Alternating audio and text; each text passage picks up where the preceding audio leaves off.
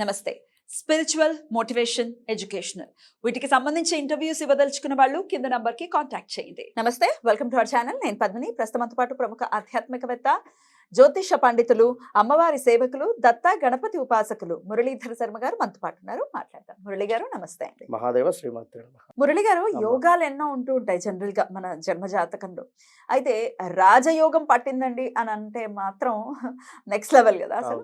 కానీ అన్ని జాతకాల్లో అలా రాజయోగం పట్టాలని లేదు, ఉండదు. మనం చేసుకున్నటువంటి కర్మ ఆధారంగా ఖచ్చితంగా మనకు యోగం పట్టాలా, యోగం పట్టకుండా ఉండాలా అనేది ఖచ్చితంగా దాని మీద ఆధారపడి ఉంటుంది. మరి లేదండి, మాకు కూడా రాజయోగం పట్టాలంటే మేము ఏం చెయ్యాలి అనే ప్రశ్న ఖచ్చితంగా ఉదయిస్తుంది. దానికి ఏంటండి ఆన్సర్? ఇప్పుడు ఇక్కడ రాజయోగము అనేటువంటి సందర్భంలో వారి జాతక రీత్యా కొన్ని గ్రహాలు కలిసి ఉండాలి, లేదా కొన్ని గ్రహాలు అద్భుతమైనటువంటి స్థానాలలో ఉండాలి. ఏ గ్రహాలు కలిస్తే రాజయోగంగా కన్సిడర్ చేస్తారు? ముఖ్యంగా చెప్తా. అందులో ముఖ్యంగా శని గ్రహము తులాలో గాని లేదా స్వక్షేత్రంలో గాని అంటే మకర కుంభాలు ఉన్నట్టయితే వీరికి అద్భుతమైనటువంటి పరిస్థితి ఉంటుంది. ఇంకా గురుగ్రహము కూడా చాలా చక్కటి పొజిషన్గా ఉండేటువంటి సందర్భాలలో. రెండవది సూర్యుడు, గురువు కంటే కూడా సూర్యుడు వీరి జాతకంలో ఎక్కడ అంటే మనకు ఈ యొక్క సూర్యుని మన శని ఇంట్లో ఉండకుండా ఈ యొక్క సూర్యుడు మనకు తులాలో ఉండకుండా, శుక్రుని ఇంట్లలో ఉండకుండా, ఒకటి ఏమిటి శని అంటే కుంభము మకరంలో ఉండకుండా, శుక్రునిండ్లు తులా వృషభంలో ఉండకుండా, ఇక ఈ యొక్క సూర్యగ్రహం ఎక్కడున్నా కూడా మంచి ఫలితం ఉంటుంది. అంటే తన స్వక్షేత్రమైనటువంటి సింహంలో ఉంటే, తన స్వక్షేత్రమైనటువంటి సింహం కన్నా కూడా మేషంలో అద్భుతంగా ఉంటుంది కనుక. అయితే ఈ విధమైనటువంటి స్థానాలలో ఉంటే మంచి ఫలితం ఉంటుంది. ఇక్కడ ఏదో టైం కలిసి రావడం, అబ్బాయి ఏదో అంటూ ఉంటారు కొందరు, వానికి అదృష్టం కలిసి వచ్చిందిరా అని కానీ, లేదా వానికి ఏదో టైం బాగుంది అనేటువంటి పరిస్థితి కానీ, ఇలా ఒకసారి చెప్పుకున్నట్టయితే ఈ యొక్క తులారాశి వారికి చూసుకున్నట్టయితే ఉదాహరణకు 2012 నుండి 2018 దాకా కూడా వారి పరిస్థితి ఏమిటి అనేది ఒకసారి ఆలోచన చేసుకోవాలి. ఇందులో ఆల్ ఆఫ్ సడన్గా 2016, 17, 18, 19 లాస్ట్ పీరియడ్లో ఆల్ ఆఫ్ సడన్గా బండ్లు ఓడలైనటువంటి సందర్భం ఉంది. మన వీరి జాతకం ఎందుకు చెప్తున్నాను అంటే, ఈ యొక్క సూర్యగ్రహము మనకు నెలకొకసారి ట్రావెల్ చేసేటువంటి పరిస్థితి ఉంటుంది. ఖచ్చితంగా ఒక రాశి నుండి మరొక రాశికి వెళ్ళేటువంటి సందర్భంలో వీరికి ఈ యొక్క సూర్యుడు ఈ యొక్క మనకు ఈ మేషంలోకి రావడము, అదేవిధంగా అంటే ట్రావెల్ చేసుకుంటూ వృచ్చికంలోకి మరియు మేషంలోకి వచ్చేటువంటి సందర్భాలలో అద్భుతమైనటువంటి రాజయోగం కానీ ఫలితం కానీ ఇస్తూ పోతూ ఉంటాడు. ఇందులో గవర్నమెంట్ రిలేటెడ్ సెక్టార్కు సంబంధించిన వారిని వీరికి కలిపియడం కానీ, లేదా గవర్నమెంట్కు సంబంధించినటువంటి ఏదైనా వర్కులలో వీరు ఇన్వాల్వ్ అవ్వడం కానీ, ఆల్ ఆఫ్ సడన్గా ఏదైనా ఒక 2-3 వర్క్స్ చేసినట్టయితే కొన్ని కోట్లు కలిసి వస్తాయి. ఏదైనా కాంట్రాక్ట్స్ కావచ్చును, లేదా రోడ్డు కాంట్రాక్ట్, ఇది అనేది చెప్పలేము. అంటే వారి పరిచయాలు అట్లా అవుతాయి, వారికి అలాంటి ఆప్షన్స్ వస్తాయి. అదేవిధంగా శనిగ్రహము జాబులో, ఉద్యోగానికి సంబంధించి ఇంతకుముందు వీడియోలో చెప్పాను, చాలాసార్లు చెప్తూ ఉన్నాను, మరలా చెప్తున్నాను. శనిగ్రహము యొక్క అనుగ్రహం ఉంటేనే ఉద్యోగంలో మంచి స్థానంలో ఉంటారు, ఉద్యోగంలో నిలకడగా ఉంటారు. కొందరు టెంపర్గా ఉంటారు, అంటే హైపర్గా అయ్యేటువంటి పరిస్థితి ఉంటుంది.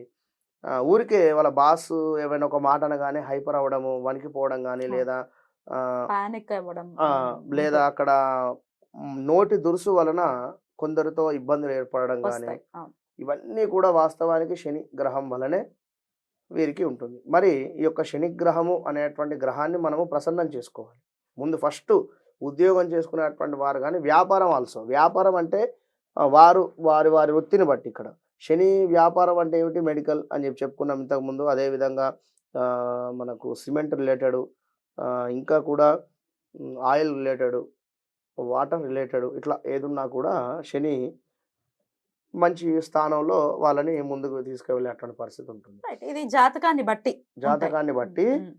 మనకు గ్రహచారంలో గోచారంలో కూడా ఈ యొక్క శనిగ్రహము మారేటువంటి సందర్భాలలో కూడా కొంతమందికి ప్లస్ ఇచ్చుకుంటూ వెళుతుంది కొన్ని జాతక రీత్యా. కానీ మాకు ఎప్పటికీ కూడా బాగుండాలి అని అనుకునేటువంటి వారు, మాకు శనిగ్రహము కానీ సూర్యుని కానీ అనుగ్రహము కలగాలి అని అనుకునేటువంటి వారు ఖచ్చితంగా మనం చెప్పేటువంటి రెమెడీ చేసుకుంటే వీరికి జాతకం తెలిసినా తెలియకున్నా, ఒకవేళ తెలిస్తే మంచిదే, తెలియకుంటే కూడా ఈ రెమెడీ చేసుకుంటే ఫలితం ఉంటుంది. డెఫినెట్. ఏంటండి ఆ రెమెడీ? చెప్తా. ఒకవేళ తెలిస్తే కనుక శనిశ్చరుడు ఒకవేళ 12th స్థానంలో ఉంటే ఇబ్బంది ఉంటుంది. మరి ఇక్కడ చూసుకోండి ఒకసారి. శని మాత్రం ఎట్టి పరిస్థితుల్లో వ్యయ స్థానమైన 12వ 12వ స్థానంలో ఉండకూడదు. అదే విధంగా మనకు 6వ స్థానము పర్వాలేదు, 8వ స్థానంలో ఉండకూడదు. 8 ఇట్లా ఉండకుండా అదే విధంగా 10లో ఉంటే మంచిదే. అయినప్పటికీ ఏమిటి అంటే ఆ యొక్క దశ వచ్చినప్పుడు 10 నుండి 12వ స్థానాన్ని చూస్తాడు. 12వ స్థానాన్ని చూసినప్పుడు ఏం జరుగుతుంది? స్థాన చలనం కానీ, హెల్త్ రిలేటెడ్ ప్రాబ్లమ్స్ కానీ, శనికి ఏంది మనకు సైడ్ లుక్స్ ఉన్నది అట్లా. కనుక ఒకసారి జాతక పరిశోధన అవసరము, చేసుకోండి రెమెడీస్, కానీ ఒకసారి పరిశోధన చేసుకున్న తర్వాత మీరు ముందుకు వెళ్ళండి. ఇంతకీ ఏంటండి పరిహారం? ప్రతిరోజు కూడా మీరు నిద్రించేటువంటి సమయంలో ఒక రాగి చెంబులో ఒక 100 గ్రామ్స్ అంటే ఇంత ఈ సైజు ఇన్ని నల్ల నువ్వులు వేసుకొని చక్కటి నీరు అందులో పోసేసుకొని ఆ యొక్క రాగి చెంబును చక్కగా కూడా మూత పెట్టేసి మీ యొక్క పూజా మందిరంలోనే పెట్టండి.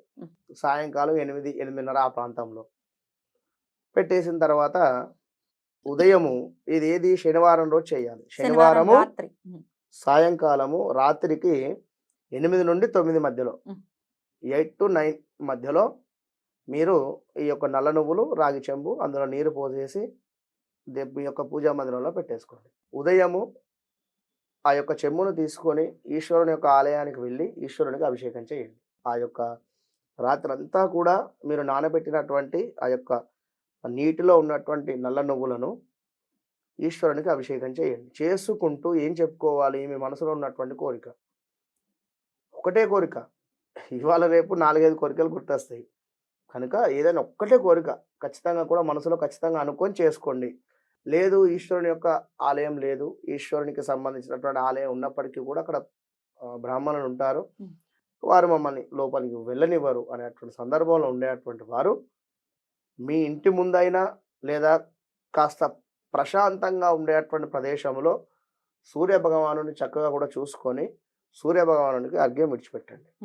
లేదా మీ యొక్క డాబా మీదైనా పైకైనా వెళ్ళేసి సూర్య భగవానునికి అర్ఘ్యం విడిచిపెట్టండి. ఆ విడిచిపెట్టినవి ఎవరు కూడా తొక్కకుండా ఉండేటువంటి విధంగా చూసుకొని విడిచిపెట్టండి. లేదు అదే చెట్లు ఉన్నవి చక్కగా పైకి వెళ్ళి సూర్యభగవాన్ నమస్కారం చేసుకొని మీ కోరిక ఏదైతే ఉందో స్వామివారికి చెప్పుకుంటూ ఆ యొక్క మొక్కల వైపుగా కూడా అర్ఘ్యం విడిచిపెట్టేసేయండి. 99% ఒకవేళ ఏదైనా పారే నీరు మీకు అందుబాటులో ఉన్నాయి అనుకుంటే అందులో అర్ఘ్యం విడిచిపెట్టండి.